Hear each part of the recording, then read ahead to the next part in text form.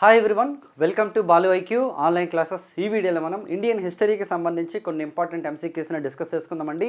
So మనకి Indian history అనేది రాబోతున్నటువంటి గ్రూప్ 1 నోటిఫికేషన్ కానీ ఏపీలో, అలాగే గ్రూప్ 2 నోటిఫికేషన్ కానీ, లేదంటే ఎస్ఐపిసికి కానీ చాలా ఇంపార్టెంట్. అలాగే మనకి తెలంగాణలో కూడా మనకి ఇండియన్ హిస్టరీ అనేది చాలా ఇంపార్టెంట్. అన్ని ఎగ్జామ్స్ కూడాను మనకి గ్రూప్స్ వచ్చినా సరే, లేదంటే ఎస్ఐపిసి వచ్చినా సరే. సో కాబట్టి ఈ వీడియోలో మనం మనకి హిస్టరీకి సంబంధించినటువంటి కొన్ని ఇంపార్టెంట్ ఎంసీక్యూస్ని మనం groups and SIPC point of వ్యూలో డిస్కస్ చేద్దామండి. మరి మీరు కనుక ఫస్ట్ టైం మన బాలు ఐక్యూ ఛానల్ని విజిట్ చేస్తుంటే ఛానల్ని సబ్స్క్రైబ్ చేసుకోండి. అలాగే వీడియోని లైక్ చేసి మీ ఫ్రెండ్స్తో షేర్ చేయండి. అలాగే మీరు కనుక ఇప్పటిదాకా మన బాలు ఐక్యూ యాప్ని డౌన్లోడ్ చేసుకోకపోతే గూగుల్ ప్లేస్టోర్లోకి వెళ్ళి బాలు ఐక్యూ అని సెర్చ్ చేస్తే మీరు మన యాప్ని డౌన్లోడ్ చేసుకోవచ్చు. ఇందులో మీకు Indian history single subject, Indian polity single subject, లేదా combination subjects, history polity economy combination subjects అన్నీ ఉంటాయండి. అలాగే ఫుల్ కోర్సెస్ కూడా మీకు అందుబాటులో ఉన్నాయండి. కాబట్టి మన యాప్ని మీరు వీడియో కింద ఉన్న డిస్క్రిప్షన్ ద్వారా మీరు అక్కడ ఉన్న లింక్ ఉంటుంది, దాని ద్వారా మీరు డౌన్లోడ్ చేసుకోండి. లేదంటే గూగుల్ ప్లేస్టోర్లోకి వెళ్ళి బాలు ఐక్యూ అని సెర్చ్ చేసిన మీరు డౌన్లోడ్ చేసుకోవచ్చు. మరి ఫస్ట్ క్వశ్చన్ చూద్దామండి.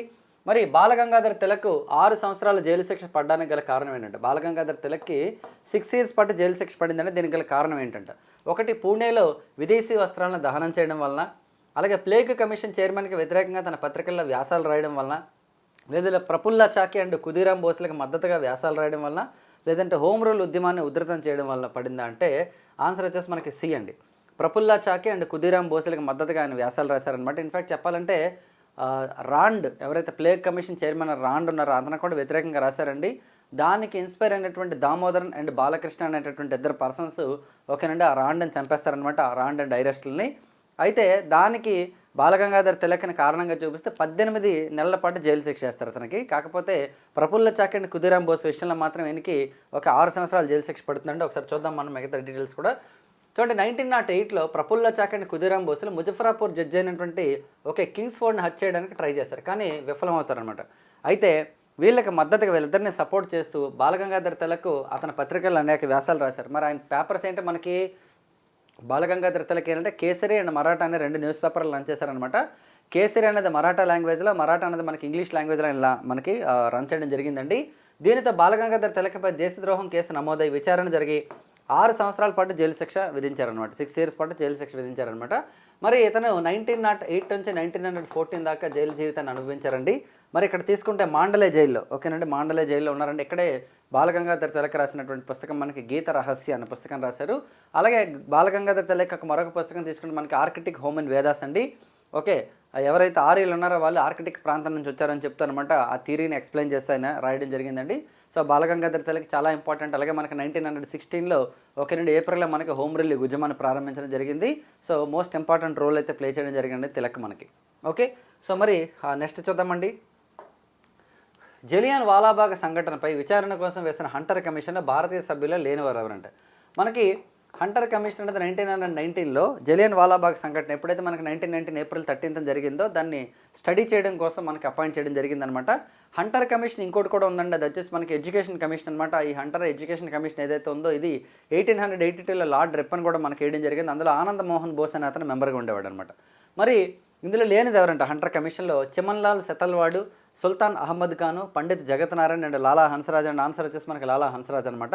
ఎందుకంటే జలియన్ వాలాబాగ్ సంఘటన తర్వాత ఓకే ఈ హంటర్ కమిషన్ ఈ రిపోర్ట్స్ తర్వాత అంటే రౌలట్ చట్టం టైంలో ఆ తర్వాత ఏంటంటే ఈ లాలా హన్స్రాజ్ ఏంటంటే మనకి ఈయన ఎక్కడ ఉంటాడు యాక్చువల్లీ, లాలా హన్స్రాజ్ వాస్తవానికి ఎవరండి అంటే మనకి జలియన్ వాలాబాగ్ సంఘటన జరుగుతున్నప్పుడు స్పీకర్ అనమాట అతను, యాక్చువల్లీ అంటే మాట్లాడుతున్న వ్యక్తి యాక్చువల్లీ. ఓకేనండి, అంటే జలియన్ వాలాబాగ్ సంఘటనలో ఓకే ఆయన లాలా హన్స్రాజ్ మాట్లాడుతున్న టైంలోనే ఓకే కరెక్ట్గా జనరల్ డయ్యర్ వచ్చేసి అనమాట ఈ మారణ హోమం క్రియేట్ చేశాడు అనమాట. సో కాబట్టి ఈయన మెంబర్ కాదు వాస్తవానికి. అలాగే మరొక వాలంటీర్ ఉంటారండి అందులో, అతని పేరు ఉద్దమ్ సింగ్ అనమాట. ఉద్దమ్ సింగ్ ఏంటంటే డయ్యర్ని చంపుతాడు 1940లో లండన్ వెళ్ళి. సో మరి హంటర్ కమిషన్ అనమాట రిపోర్ట్ ఇచ్చిందండి. హంటర్ కమిషన్ రిపోర్ట్ ప్రకారం తీసుకుంటే 379 మంది మరణించారని చెప్పేసి వాళ్ళు ఇచ్చారనమాట.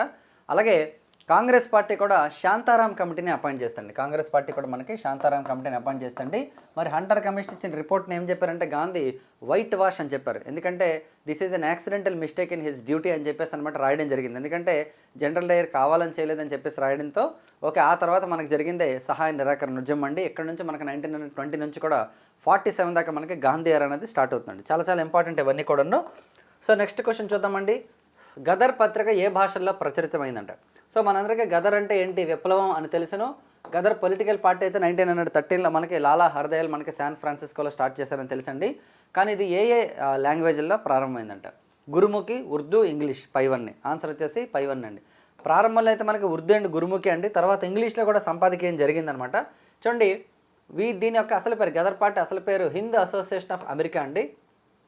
దీని యొక్క పత్రిక పేరు గదర్, తర్వాత గదర్ పార్టీగా మార్చారు దీన్ని. మరి ఈ పత్రిక గురుముఖి, ఉర్దూ భాషలో కూడా ప్రచురితమైంది. తర్వాత లాలా హర్దయాల్ సంపాదకీయంలో ఆంగ్లేయంలో కూడా దీన్ని ప్రచురించారండి actually. So starting Gurmukhi and Urdu అనమాట. మరి గురుముఖి భాషలో పత్రికకి సంపాదకుడు వచ్చేసి కర్తార్ సింగ్ అండి. గదర్ పత్రిక నినాదం అంగ్రేజీ రాజుక దుష్మన్. Very very important. సో మరి ఇదే 1913లో జరిగిన మరో సంఘటన మీకు తెలిసింది కింద కామెంట్ బాక్స్లో చెప్పండి. చాలా ఇంపార్టెంట్ ఇండియన్ హిస్టరీకి సంబంధించి మీరు ఎప్పుడైనా గుర్తుపెట్టుకోండి. హిస్టరీలో ఇయర్స్ మనకి చాలా ఇంపార్టెంట్ అండి. సంవత్సరాలు కనుక మనకు బాగా గుర్తున్నాయి అనుకోండి, మనకి చాలా కంటెంట్ అయితే నేర్చుకోవచ్చు. ఓకేనండి, రైట్. మరి నెక్స్ట్ క్వశ్చన్ చూద్దామండి. వందే మాతర ఉద్యమ సమయంలో బారిసాల స్వదేశీ బంధన సమితిని ఏర్పాటు చేసింది ఎవరండి? మోస్ట్ ఇంపార్టెంట్ ఇది. వందే మాతర ఉద్యమం మనకి ఎప్పుడు స్టార్ట్ అయింది? 1905 ఆగస్ట్ 7వ తారీఖున స్టార్ట్ అయిందండి. 1911 వరకు జరిగిందనమాట భారతదేశంలో స్వదేశీ ఉద్యమం. This is the first national movement against the British government అండి. అయితే ఒక్కొక్కరు ఒక్కొక్క ప్రాంతంలో చేశారండి ఈ స్వదేశీ ఉద్యమాన్ని. మరి ఎవరు మనం తీసుకుంటే ఈ స్వదేశీ ఉద్యమాన్ని ప్రారంభించింది మనకి ఎవరంటే కేకే మిత్రా అండ్ సురేంద్రనాథ్ బెనర్జీ అండి. మరి కేకే మిత్రా వచ్చేసి ఆయన యొక్క మనకి సంజీవని న్యూస్ పేపర్లో బాయ్ కట్ అనే పదం కూడా రాశారండి. అయితే మరి ఉద్యమ సమయంలో బారిసాల్లో ఎవరు చేశారంటే, బారిసాలు ఎక్కడ మనకి ఒరిస్సాలో Aravinda Ghosh, Ashwini Kumar Dutt, KK Mitra and Surendranath Banerjee and answer వచ్చేసి మనకి అశ్విని కుమార్ దత్ అండి. సో అశ్విని కుమార్ దత్ వచ్చేసి మనకి బారిసాల్ అనే ప్రాంతంలో ఒరిస్సాలో అనమాట స్వదేశీ బంధన్ సమితిని ప్రారంభించడం జరిగింది. అలాగే అతనే ఈ స్వదేశీ ఉద్యమానికి అనమాట వందే మాతరం అనే పేరు కూడా పెట్టడం జరిగిందండి. సో వందే మాతర ఉద్యమం అనే పేరు పెట్టింది ఎవరంటే మనకి ఈ అశ్విని కుమార్ దత్ పెట్టారండి. మరి వందే మాతరం ఏంటి, మనకి 1882లో మనకి రిలీజ్ అయినటువంటి ఆనందమఠ్ నవల్లో తీసుకున్నారనమాట. ఇటీవల కేంద్ర ప్రభుత్వం కూడా వందే మాతరం అనేది అన్ని ప్రభుత్వం యొక్క అధికార కార్యక్రమాల్లో 6 స్టేంజాలు కూడా పాడమని చెప్పేసి చెప్పడం జరిగిందండి. అలా మనకి రీసెంట్గా తమిళనాడులో టీవీకే పార్టీ విజయ్ గారు గెలిచినప్పుడు అనమాట 6 స్టేంజాలు అయితే పాడడం జరిగిందనమాట. మరి తొలిసారిగా ఎప్పుడు రాశారంటే మనకి 1875 నవంబర్ 7th అనమాట. మరి 2025 నవంబర్ 7కి అనమాట 150 సంవత్సరాలు కంప్లీట్ చేసుకున్న సందర్భంగా మనకి దీనికి ఇంపార్టెన్స్ పెరిగింది. అలాగే పార్లమెంట్లో కూడా దీనికోసం 10 రోజుల పాటు మనకి సమావేశాలు అయితే జరిగాయి అనమాట. వెరీ వెరీ ఇంపార్టెంట్ అండి. సో మరి నెక్స్ట్ క్వశ్చన్ చూద్దాం. తిరునెల్వేల్ న్యాయమూర్తి ఆష్ హత్య కేసులో వంచయ్యర్ తరపున వాదించింది ఎవరు? ఓకేనండి, ఆప్షన్ చూద్దామండి. చక్రవర్తి రాజగోపాలాచారి, టంగుటూరి ప్రకాశం, చిత్తరంజన్ దాస్ అండ్ మోతీలాల్ నెహ్రూ అండి. ఆన్సర్ వచ్చేసి మనకి టంగుటూరి ప్రకాశం గారు అనమాట. సో మరి ఈ క్వశ్చన్ ఒకసారి చూద్దామండి డీటెయిల్గా. చూడండి, ఇక్కడ స్వదేశీ ఉద్యమాన్ని అణిచివేసినందుకు ఓకేనండి 1908లో స్వదేశీ ఉద్యమాన్ని అణిచివేసినందుకు చిదంబరం పిళ్ళై ఎవరైతే మనకి వందే మాతర ఉద్యమ కాలంలో చిదంబరం పిళ్ళై అనే అతను అనమాట స్వదేశీ స్టీమ్ నావిగేషన్ అనేదాన్ని ప్రారంభించారనమాట. ఓకే, సో దీన్ని అణిచివేయడంలో రాబర్ట్ ఆష్ అనేటటువంటి ప్రధాన వ్యక్తి పాత్ర పోషించాడండి. మరి చిదంబరం పిళ్ళైని అరెస్ట్ చేశారు. అలాగే సుబ్రహ్మణ్య శివల్ని దేశద్రోహం కేసులో అరెస్ట్ చేసి పంపించారనమాట. ఈ ఆశ చేసాడు అదంతా కూడాను. సో దీనివల్ల అనమాట ఒక రకమైన భావన కలిగిందండి, వ్యతిరేక భావన కలిగింది అతని మీద. ఆష్ బ్రిటిష్ అధికారుల పక్షాన ఉంటూ భారతీయులను చిన్నచూపు చూసేవారిని, స్థానిక ప్రజలపై హింసను ప్రేరేపించేవారిని, విప్లవకారుల్లో ఆయన పట్ల తీవ్రంగా వ్యతిరేకత ఉండేది ఆష్ మీద. దీనివల్ల భారతీయ వ్యాపారులు, కార్మికులు తీవ్రంగా నష్టపోయారనమాట. సో మరి జూన్ 17 ఉదయం జూన్ 17, 1911 తిరునెల్వేలి నుంచి తన భార్యతో కలిపి కొడైకెనాల్కి ప్రయాణిస్తున్న ఆష్ అలాగే మణియాచి రైల్వే స్టేషన్లో రైలు మారుతుండగా వంచీనాథన్ అతన్ని గుర్తించాడు. వంచీనాథన్ అంటే వంచేయర్లేదు వంచీనాథన్ అనమాట. అతను గుర్తించి అతను చంపడానికి ప్లాన్ చేస్తాడు. అతను బెల్జియంలో తయారీకి చెందినటువంటి బ్రౌనింగ్ పిస్టల్తో ఆష్ నా దగ్గర నుంచి కాల్చాడండి. సో ఈ పిస్టల్ని మేడం బికాజీ కామా ఇచ్చారండి. ఎందుకంటే విదేశాల్లో భారతీయ జెండాను ఎగరవేసిన తొలి మహిళగా చెప్తారు మనకి, విదేశీ మహిళ జర్మనీలో అనమాట. మరి ప్యారిస్ నుంచి పంపించారని చెప్తారనమాట. తీవ్రంగా గాయపడిన ఆష్ అక్కడికక్కడ చనిపోయాడు. మరి ఆష్ని కాల్చిన వెంటనే అతను కూడా భయపడి ఏం చేశాడంటే సూసైడ్ చేసుకుంటాడండి. అతను యాక్చువల్లీ దగ్గరగా ఉన్నటువంటి ఒక టాయిలెట్లోకి వెళ్ళి పోలీసులకు చెక్కకూడదనే ఉద్దేశంతో తను కాల్చుకొని చనిపోయాడు అనమాట. కాకపోతే ఈ కేసుని విచారణ చేయడం కోసం అనమాట, అంటే పర్సన్ చనిపోయిన తర్వాత కూడా కేసు ఉంటుందంటే ఆబ్వియస్లీ కేసు రన్ అవుతుంది యాక్చువల్లీ. అంటే అతనే చేస్తాడో వేరే వాళ్ళు చేస్తారని. సో అతని తరపున అనమాట టంగుటూరి ప్రకాశం గారు అయితే మనకి వాదించడం జరిగిందండి. సో మోస్ట్ ఇంపార్టెంట్ ఇవన్నీ కూడాను. అలాగే మరొక క్వశ్చన్ చూద్దామండి. మరి సుభాష్ చంద్రబోస్ తాత్కాలిక ప్రభుత్వాన్ని ఏర్పాటు చేసిన తేదీ ఏది? మనకి సుభాష్ చంద్రబోస్ తెలిసిన మనందరికీ ఈయన మనకి సెకండ్ వరల్డ్ వార్ టైంలో అనమాట బ్రిటిష్ వాళ్ళని ఎదిరించి జర్మనీకి వెళ్ళి హిట్లర్ని సపోర్ట్ చేశారు. హిట్లర్ని అలాగే అంటే జర్మనీని ఇటలీని సపోర్ట్ చేశారనమాట, కూటమిని భారతీయులకి సపోర్ట్ చేయమని చెప్పి. మరి ఆ తర్వాత కాలంలో ఇతను సింగపూర్లోని ఓకేనండి ఇండివిజువల్గా తన యొక్క సొంత ప్రభుత్వాన్ని ఏర్పాటు చేశారు. మరి ఎప్పుడు ఏర్పాటు చేశారు చూద్దాం మనం. ఓకే, మరి చూడండి 1943 అక్టోబర్ 21 అండి, 1944 అక్టోబర్ 23, 1944 అక్టోబర్ 21 అండ్ 1943 అక్టోబర్ 23 అండి. 1943 అక్టోబర్ 21 అనమాట భారతదేశంలో మనకి తాత్కాలిక ప్రభుత్వాన్ని ఏమైంది సింగపూర్లో అనమాట తాత్కాలిక ప్రభుత్వాన్ని అనమాట సుభాష్ చంద్రబోస్ అయితే మనకి ఏర్పాటు చేయడం జరిగిందనమాట. చాలా ఇంపార్టెంట్, ఇది కూడా మనకి చాలాసార్లు ఎగ్జామ్స్లో క్వశ్చన్స్ అడిగారండి.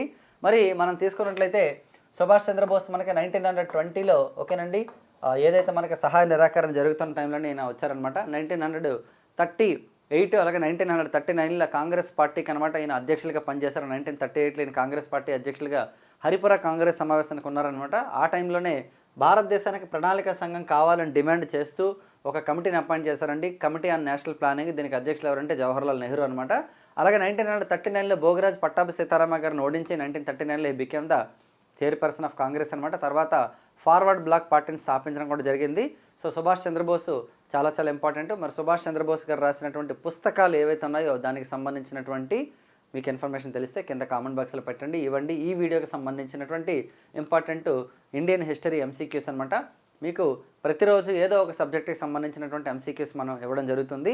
అలాగే వీలైతే మనం కంటెంట్ థియరిటికల్ కంటెంట్ కూడా మనం కొన్ని వీడియోస్ అయితే నేను మీకు పోస్ట్ చేయడం జరుగుతుందండి. సో ఇది ఈ రోజుకి సంబంధించిన వీడియో.